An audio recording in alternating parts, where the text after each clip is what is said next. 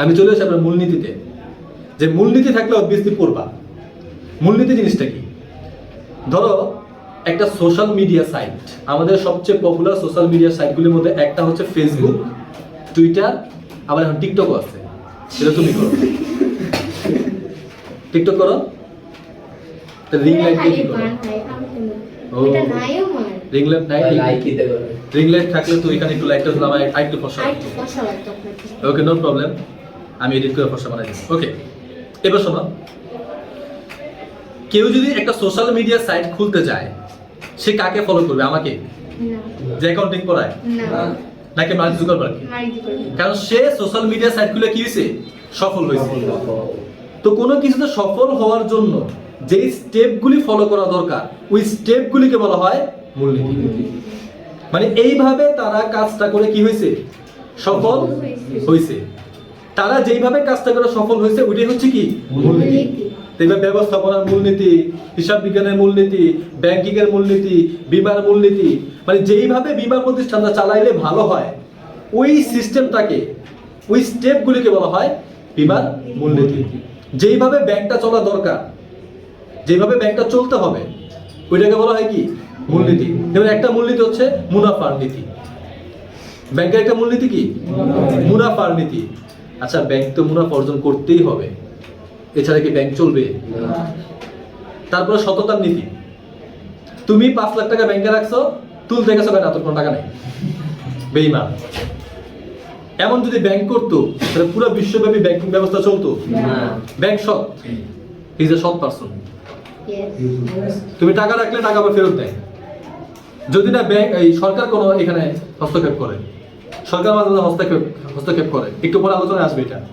আচ্ছা, তারপর আরেকটা মূলনীতি হচ্ছে গোপনীয়তার নীতি। তুমি চাইলে স্বামী ওসমান কত টাকা রাখছে জানতে পারবে না। তুমি জানতে চাও, খেলা হবে, সে তোমার সাথে খেলা খেলে ফেলবে। তুমি যদি ব্যাংকিংয়ে বলো স্বামী ওসমানের কত টাকা আছে, তখন দেখবে আওয়াজ কানে আসছে, আওয়াজটা কি? খেলা হবে। ইভেন স্বামী ওসমানও তোমারটা জানতে পারবে না, তবে আমাদের দেশের প্রেক্ষাপটে জানতে পারতেও পারে। কিন্তু স্বাভাবিক অবস্থায় কি? ব্যাংক কারো কোনো তথ্য দিতে পারবে না। এটা হচ্ছে গোপনীয়তার নীতি। আরো অনেক নীতিমালা আছে।